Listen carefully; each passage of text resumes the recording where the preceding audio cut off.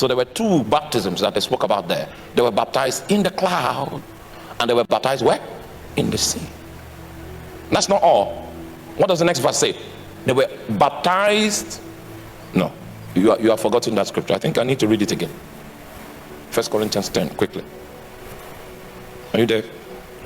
1 Corinthians chapter 10. Verse 2 is my emphasis. And they were all baptized unto Moses in the cloud and in the sea. So verse 2 came to bring reference, a deeper understanding of the kind of baptism that they experienced, of which Paul was speaking about. They were baptized, what? Unto Moses. What exactly is the meaning of that?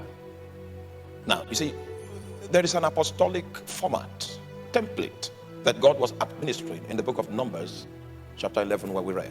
What God did was that God spent himself, he labored to raise a man that had the structure, the capacity, the infrastructure to trap down dimensions of God. And the man I speak of is Moses. You see, if we talk about glory, doxa in the Greek, doxa actually means weight. It means weight and measure. And so if you are going to be a carrier of the glory of God, there must be a structure that must be built in your life that has the capacity to hold weights. Because the glory of God is understood, is measured. The SI unit to measure glory is weight. If you don't have the structure built around your life to handle weights of glory, the same glory that you are praying for will destroy you because you don't have the infrastructure to hold it down. In the life of Moses, God labored and spent resources to ensure that he crystallized a man that had capacity to hold weights. Right? So there was a measure of the glory of God that was functional on the life of Moses. And it was on the basis of that glory that was functional on the life of Moses that he had the wisdom to administer the affairs of a nation.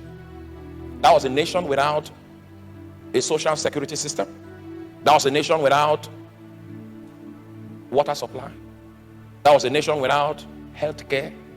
So if there was a challenge in the camp, the solution was with Moses. If there was an epidemic, they wouldn't look for an expert in virology, they look for Moses.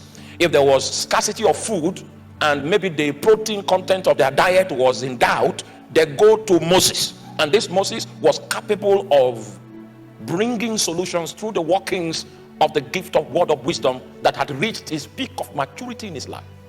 Moses is the stature of the person